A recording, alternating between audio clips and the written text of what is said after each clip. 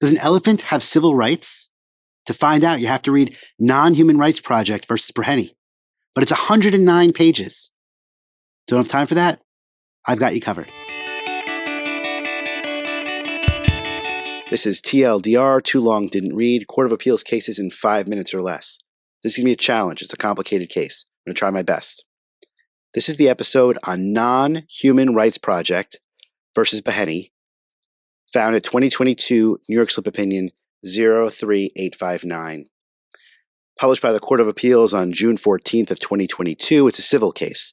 The issue here is, can a non-human animal, in this case an elephant, seek relief under a writ of habeas corpus? I'm going to explain what that means in a few moments. The majority, 5 judges in the majority, say no, and the dissent says yes. 2 judges say yes. First, you have to understand what a writ of habeas corpus is. Cases often call it the great writ or the ancient writ. It's a fundamental writ, a fundamental order from the court. It's a summary proceeding where someone's challenging their confinement or restraint by an individual or a government, saying that the confinement is unlawful or unjust or unreasonable. So there's 2 parts to it. Confinement or restraint that is unjust or unreasonable by anybody, by an individual or the state. Oftentimes we see writs of habeas corpus brought by prisoners, sentenced prisoners, who say that they're in jail and they shouldn't be. What's the case here? What are the facts? The facts here is that there's a not-for-profit called Nonhuman Rights Project that seeks to establish that some non-human animals like chimpanzees or elephants are entitled to fundamental rights like bodily liberty and bodily integrity. Happy is the name of a 48-year-old Asian elephant that was born in Thailand and brought to America and is now in the Bronx Zoo. Nonhuman Rights Project files a writ of habeas corpus in Supreme Court, Bronx County, saying Happy the elephant is being unlawfully detained and restrained in the Bronx Zoo. And it's unjust, and she, Happy's a female, Happy should be released.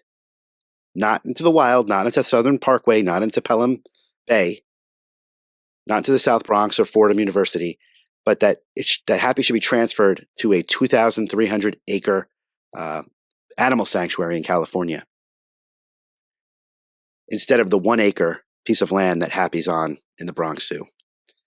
The respondent, the zoo, says they make a motion to dismiss without even a hearing. They say elephants can't have standing, and a writ of habeas corpus is designed for immediate release, not for transfers.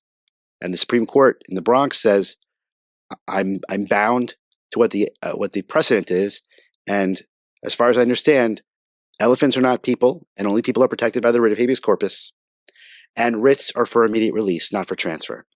Goes to the appellate division, they agree. Goes to the Court of Appeals, and now we have the majority holding by 5 judges, DiFiore, Garcia, Singas, Canataro, and Troutman. And they say no court in this country has ever held a writ applicable to non-human animals. And they say that the writs apply to humans because they have fundamental rights recognized by law. Non-human animals do not have fundamental rights recognized by law.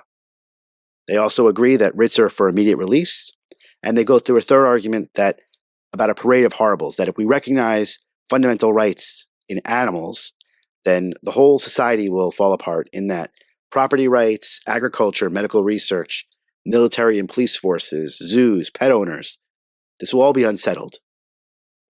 And finally, they say that the legislature should determine whether animals have rights, that it shouldn't be court-based.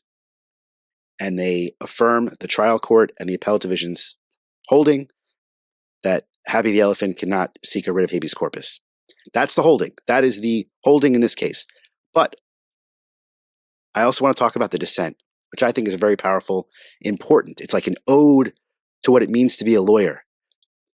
The dissent by Judge Wilson talks about how the majority gets it all wrong, that the issue is not whether an elephant is a person.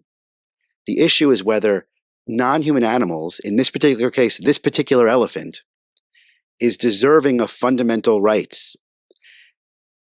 And the dissent talks about how common law and case law incrementally, inch by inch and case by case, expands what we understand and appreciate to be fundamental rights. That it's through common law and case law and cases like this, writs of habeas corpus, that people who were slaves, who were not recognized to have fundamental rights, were recognized to have fundamental rights. And women who were not recognized to have fundamental rights were recognized to have fundamental rights. And children who were not universally recognized as having fundamental rights were recognized to have fundamental rights. That the writ of habeas corpus is a tool of progress.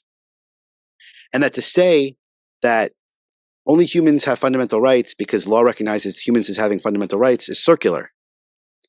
Finally, he talks about how he would actually judge this. And he says, well, listen, the evidence put before the court shows that elephants are active 20 hours a day normally, and they walk over miles and miles and miles. And the evidence in this case shows that Happy is on a one acre piece of land and is showing signs of distress.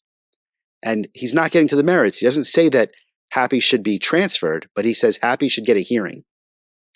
And Judge Rivera has a similar dissent, echoes a lot of what Judge Wilson says, repeats how it's a circular reasoning. It's begging the question fallacy to say that only humans have rights because only humans have been recognized to have rights.